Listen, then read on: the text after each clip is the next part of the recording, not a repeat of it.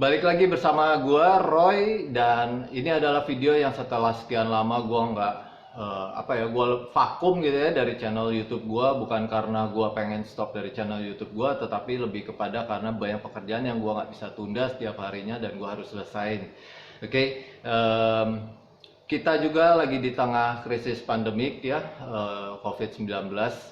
Gua berharap seluruh viewers gua, seluruh subscriber gua semuanya dalam keadaan yang sehat ya, dan kemudian juga gua berharap seluruh penduduk, seluruh manusia yang ada di bumi, di dunia, semuanya dalam keadaan yang sehat dan terhindar daripada pandemik COVID-19 ini ya. Nah, di video gua kali ini gua pengen berbagi nih tentang perlu atau tidaknya ikan dipuasakan ya. Dalam satu dan lain hal itu menjadi satu kontroversi, sehingga gue mencoba untuk bisa berbagi. Gue akan mencoba untuk menjelaskan beberapa poin yang mudah-mudahan bisa menjadi suatu gambaran buat lulu semua ya ketika nonton video gue. Nah, pada umumnya video-video yang gue buat di channel YouTube gue adalah gue tujukan buat teman-teman yang memang masih baru masuk di dalam dunia hobi ya. Jadi kalau misalnya ada para senior, para pakar, terus kemudian master dan suhu-suhu gua gitu ya, ingin menambahkan apa yang gua sudah bagi di video ini, bisa menuliskan di kolom komen ya, berkontribusi di sana. Gua akan terima kasih banget sudah disupport sama teman-teman semua. Tetapi kalau misalnya ada yang ngerasa ini gua udah tahu gitu ya, ya udah tinggal lu skip aja, nonton deh yang lain tuh ya, video joget-joget kek gitu ya, video goyang lidah kek apa kek ya, itu nonton aja deh yang lain ya. Di sini gue cuma mau berbagi biar kita bisa belajar sama-sama. Oke. Nah, perlu atau tidaknya ikan dipuasakan? Pertama adalah untuk menjaga kualitas air. Kalau logikanya gimana sih kok ikan dipuasain tapi kualitas airnya jadi bersih gitu ya? Oh iya, kualitas air itu terjaga kalau misalnya kita melakukan suatu tujuan untuk memuasakan ikan. Artinya kita memberikan makan tetapi tidak terlalu sering. Nah, itu menjadi lingkaran seperti ini nih. Ketika kita memberikan makan kepada ikan ya, mau bentuknya apa nih? Pellet kah atau live feeding ya? Ya. Kalau misalnya pellet, ya udah jelas bentuknya bulat-bulat ya, pellet kan gitu kan. Ada yang ngapung, ada yang tenggelam ya. Itu kan pellet.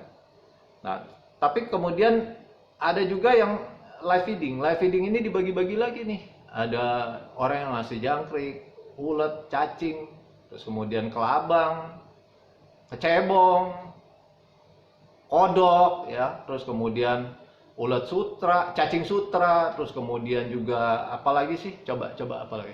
Nah, kutu air ya, terus kemudian apalagi, nah itu kan banyak tuh live feeding. Nah, gue sendiri gue sering beli teri segar yang ada di supermarket atau di pasar, gue beli, gue kasihin buat ikan-ikan gue. Nah, ketika mereka makan, plep, gitu ya, itu pasti ada part dari apa yang dimakan itu buyar. Itu udah pasti, ya. Mungkin nggak kelihatan gitu pakai mata, tetapi kalau misalnya lo shoot, lo zoom gitu ya dari dekat, itu akan kelihatan ketika dia plep, itu ada yang keluar, ya, bagian-bagian yang berterbangan gitu di air. Nah, itu akan menjadikan kondisi air kita menjadi buruk kalau misalnya kita juga jarang-jarang melakukan kuras, atau kita hanya tank yang sifatnya bukan tank yang bioaktif, artinya tank yang lu bentuk ekosistemnya. Kalau tank yang lu bentuk ekosistemnya itu tidak akan menjadi masalah, artinya masalah tetap ada tetapi itu diperkecil karena lu membentuk ekosistem di dalam tanknya. Tetapi kalau misalnya lu tidak membentuk ekosistem di dalam tanknya lu, akuariumnya lu gitu ya, maka itu akan menjadi masalah besar, kualitas air menjadi buruk.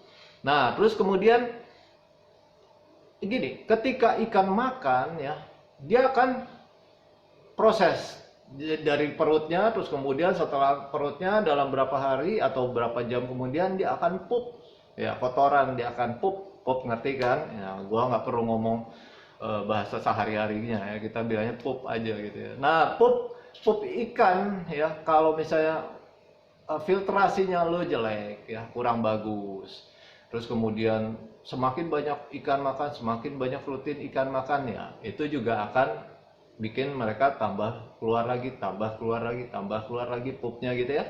Nah itu akan menyebabkan kualitas daripada air kita kalau misalnya tidak terjaga, dan jika tidak dibuat ya ekosistemnya, maka kualitas air kita menjadi buruk. Oleh sebab itu beberapa orang memilih untuk melakukan mempuasakan ikannya dengan tujuan untuk improving water quality, ya, untuk menjaga kualitas airnya tetap menjadi bersih, tetap menjadi sehat, parameternya bagus. Oke. Nah, yang kedua adalah kalau misalnya ikan lagi memiliki penyakit bloated. Bloated itu adalah sama seperti di video gue yang sebelumnya ya, di video tentang Canagacua. Jadi kalau ikan lagi mengalami bloated, maka dia tuh berenangnya tuh nggak stabil gitu ya. Tetapi dia tuh ada yang dia nukik lah gitu. Nih nukik, ada yang dia beginilah. Jadi dia berenangnya nggak bisa stabil, nggak enak. Nah itu lagi mengalami bloated. Kalau di ikan koki malah ikan kokinya tuh kebalik. Jadi bukan berenang yang begini, tetapi kebalik dia. Ikan koki tuh sering bloated. Nah kenapa? Bloated itu seperti yang sudah gue jelaskan di video gue yang sebelumnya, silahkan ditonton, diklik di mana nih ya linknya kalau misalnya belum lihat, bahwa itu bloated itu disebabkan oleh karena ada bakteri di dalam organ tubuhnya, sehingga bakteri itu merusak sistem tubuh ya, sehingga pelampung yang ada di dalam ikan menjadi nggak sehat. Akhirnya ikan jadi sakit, dia mengalami bloated, dan dalam banyak kasus bloated ini menyebabkan ikan mati. Oleh sebab itu kita juga pertama jangan sering memberikan makan terlalu sering ya. Yang kedua, jaga kualitas air sehingga supaya ikan tidak mengalami bloated. Ketika lu mengalami problem bakterial, ikan mengalami bloated, maka yang lu harus lakukan adalah lu puasakan. Sama seperti yang di video gua sharing di video gua sebelumnya ini, bahwa dengan dipuasakan ikan jadi bertahan hidup ya. Dengan dipuasakan imun tubuhnya itu ngelawan ya. Dia bangkit lagi, imun tubuhnya tuh jadi tambah kuat ya. Sehingga jadi lebih baik, bukan tambah kuat. Nah, ketika dia lebih baik, maka kondisi tubuhnya menjadi lebih sehat.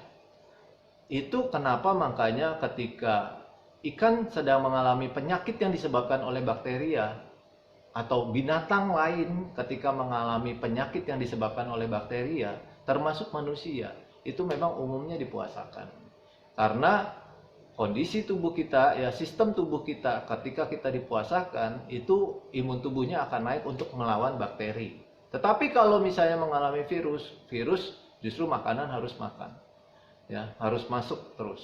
Itu kalau virus. Tetapi kalau bakteri, memang ada saat-saat di mana organ tubuh makhluk hidup itu harus dipuasakan supaya imun tubuhnya naik. Ya penjelasannya kurang lebih seperti itulah. Nah, nanti kalau terlalu detail jadi pusing, karena gue juga bukan dokter, ya pengen jadi dokter tapi nggak kesampaian. Nah, yang ketiga poinnya adalah untuk supaya binatang piaraan kita ini hidupnya lebih panjang. Kok bisa gitu sih? Ya, coba aja, ada beberapa ikan, beberapa spesies yang gua nggak mau sebutin lah gitu ya. Tetapi ketika lu berikan makanan over, dia makan dengan rakus, gua bilang gitu ya. Tetapi nanti dia udah kekenyangan, akhirnya bukannya dia jadi tambah gede. Orang kan berpikir selalu gini, kalau gua kasih makan yang banyak biar dia tambah gede. Tetapi bukan, itu malah bisa membahayakan dan akhirnya ikan lu mati. Ya, proses biologisnya gimana kita nggak perlu bahas, tetapi kita kasih makan ikan secukupnya.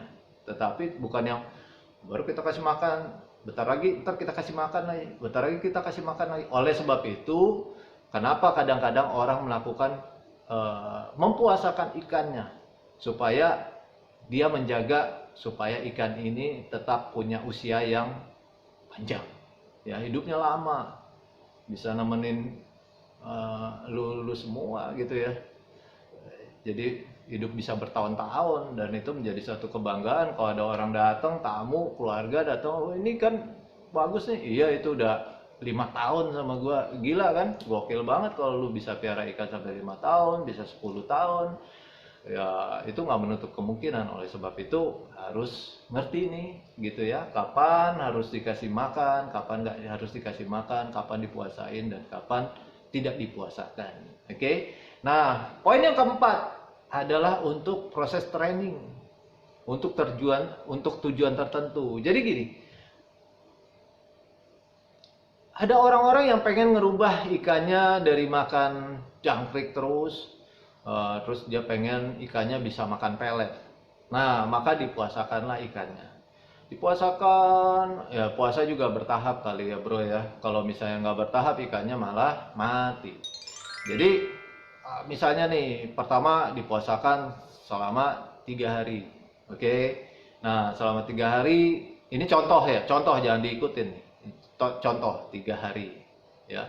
Nah, ketika 3 hari setelah itu coba kasih pelet, mau nggak dia makan? Kalau dia nggak mau, diliatin dulu, ya, diamati. Kalau diamati dia malu, ya lu tinggal dulu, jauhin.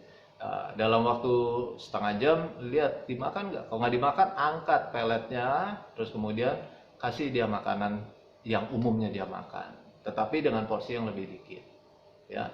Terus kemudian lanjut dong tuh puasa lagi berikutnya ya, terus kasihin lagi, terus dicoba lagi supaya sampai dia mau akhirnya karena dia kelaparan nih, terus akhirnya dia mau makan pelet yang kita kasih. Oke? Nah, demikian juga kalau misalnya biasa kasih jangkrik, nah kali ini pengen kasih kelabang, gimana caranya? Puasakan. Ya itu beberapa tips ya, ketika orang pengen switching makanan. Lu bisa bilang, gue punya ikan apa juga mau, ya nggak semua ikan sama seperti itu. Jadi oleh sebab itu kalau ikan-ikan yang agak sulit nih untuk dia berpindah makanan. Nah, salah satu alasan perlu atau tidaknya ikan dipuasakan adalah itu. Ya. Nah, yang kelima adalah kalau misalnya kita baru beli ikan baru. Ikan baru perlu dipuasakan. Kenapa? Karena ketika ikan baru masuk di environment yang baru, di air yang baru, ya, setelah lu lakukan adaptasi, maka dia pun akan melakukan adaptasi, exploring di sekeliling si akuarium itu. Dia akan lihat nih, dia akan ngerasa nyaman dulu di akuarium itu. Ketika dia ngerasa nyaman, 2 atau 3 hari kemudian baru dia makan. Nah, kalau baru beli ikan terus udah gitu, karena melihat, wih itu ikan seru loh, gua sering lihat tuh video orang itu gila loh makannya gitu ya. Tetapi lu baru beli nih, lu taruh, terus lu kasih tuh makanan, bukannya dimakan sama ikan lu, malah yang ada jadi kotor ya, jadi bangke di dalam akuarium lu, dan akhirnya jadi rusak kondisi airnya. Nah, oleh sebab itu ikan biarin puasain dulu aja. Ketika ikan baru lu baru masukin, biarinin dulu 2 hari 3 hari baru lu kasih makan. Pokoknya ketika dikasih makan dia nggak langsung makan, ya lu liatin ya.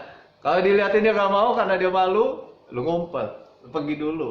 Ya, kalau misalnya dalam setengah jam terus kemudian lu balik lagi, masih belum dimakan juga, angkat. Harus angkat supaya apa? Kualitas air tidak rusak. Oke? Nah, yang keenam adalah kalau misalnya kita lagi bokeh. Nah, ya udah deh tuh, mau nggak mau kan ikan dipuasain gitu. Gua pernah ngalamin kayak gitu dulu, gue piara alligator gar gitu ya. Nah, itu pada masa-masa, aduh, zaman jahiliyah itu gue lagi bokeh-bokehnya tuh piara ikan kayak gitu, makannya banyak, tapi gue nggak punya duit buat ngempanin. Akhirnya mau nggak mau tuh ikan puasa. Ya, itu namanya bukan perlu atau tidaknya ikan dipuasakan, itu namanya artinya karena memang gue bokeh aja. Jadi kalau misalnya ngalamin kayak gitu, ya itu menjadi satu hal yang memang menjadi responsibility kita, tanggung jawab kita. Kalau kita pengen piara ikan, kita harus punya budget ya, budget untuk bisa ikan kita itu hidup dengan happy, hidup dengan senang, hidup dengan bahagia, dan dia tidak berkekurangan. Kalau misalnya belum punya budget, ya tahan dulu hobi lo itu. Oke? Nah, terus kemudian em, berapa lama sih ikan itu bisa dipuasakan? Nah, ini kan menjadi suatu tanda tanya besar. Berapa lama ikan bisa dipuasakan? Gua akan jawab gini kalau lu bertanya kayak gitu. Lu pelajarin ikan lu itu ikan apa, spesiesnya apa, lu pelajarin. Yang gue selalu ngomong dan gue nggak pernah bosen, yang paling dekat dengan kita itu adalah handphone. Oleh sebab itu, handphone lu itu biar punya fungsi gitu, jangan buat nonton-nonton yang enggak gitu, tetapi buat yang punya fungsi gitu loh. Lu nggak ngerti, lu Google. Lu nggak ngerti, lu buka YouTube. Kan banyak tutorial ya, banyak pengetahuan di situ dibagi. Jadi kalau misalnya lu piara ikan jenisnya Z, ya lu cari gitu, lu browsing ikan jenis Z. Ini ikan yang harus gimana sih, makannya apa sih, suhunya apa sih, temperaturnya gimana sih, terus dia punya di alam seperti apa sih, terus kemudian arusnya seperti apa sih, arusnya harus kencang kah atau arusnya harus lembut kah gitu ya, terus kondisi airnya gimana sih, kondisi soft water kah atau hard water kah. Terus kemudian air tawar kah atau air payau, bla bla bla bla bla bla, banyak banget leh gitu. Nah itu lu pelajarin. Nah, termasuk sama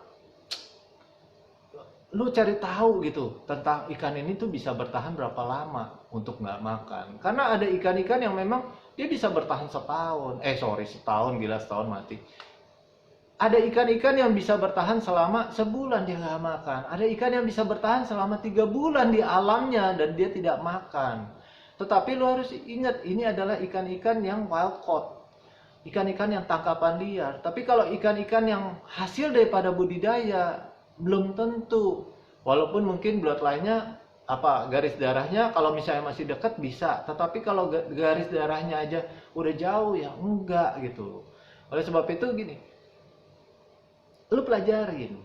Dan juga kalau kita puasain juga yang kira-kira juga gitu bro, jangan sampai yang dipuasain tapi nggak kira-kira, ya kasihan gitu. Tujuannya apa dong kalau misalnya dipuasain sebegitu lama tuh, tujuannya apa ya? Kalau dipuasain lebih dari 3 hari itu tujuannya apa? Dipuasain lebih dari seminggu tuh tujuannya apa? Harus ngerti purpose-nya, tujuannya tuh apa ya.